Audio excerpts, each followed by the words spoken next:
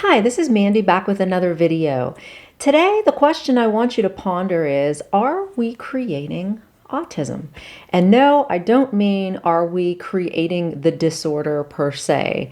As we know, the current research, the state of the research shows that autism spectrum disorders are mainly as a result of genetic differences. So we still don't have a definitive cure, but we know that that is where the research is headed.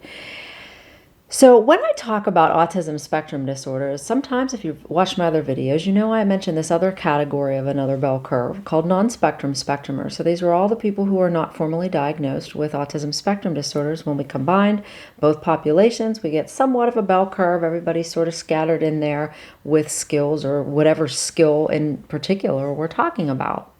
So if you look at the definition of autism, right, and the defining characteristics specifically, two of the biggest pieces are communication and socialization differences, and then behavioral differences.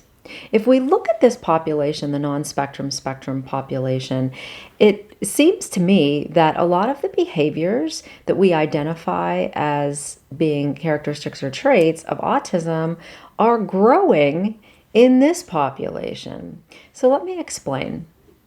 When I was working at my center-based program, one of the things that was a goal of the program, and which parents who sent their children to the program and the school districts who did, their goals were to have their kids develop as many functional skills as they could. And that means anything from daily life skills to being able to navigate the community or school in a way that they were able to demonstrate skills that other people understood and could relate to them.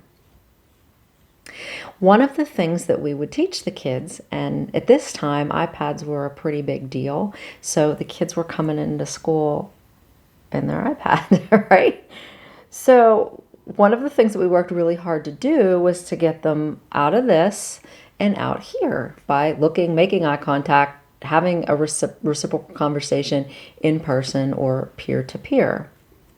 So fast forward 5 years to where we are now, and if we look at kids that are the same age as, say, I don't know, in this non-spectrum category, compared to the kids who are diagnosed with spectrum disorders, we see an awful lot of young people attached to their devices, right? We're all guilty of this, especially now that we're in quarantine and COVID during this time.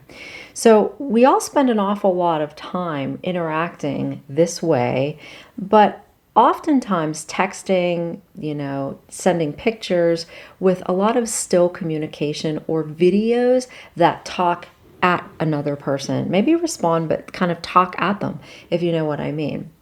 So it's interesting to me that if you look at young people who are not formally diagnosed with autism spectrum disorders, some of their social behaviors over here look like some of these social behaviors over here, right? For example, a difficulty or a certain degree of maybe uncomfortable behavior when we're interacting face to face, because we're not used to it, right? This is what we're doing all the time.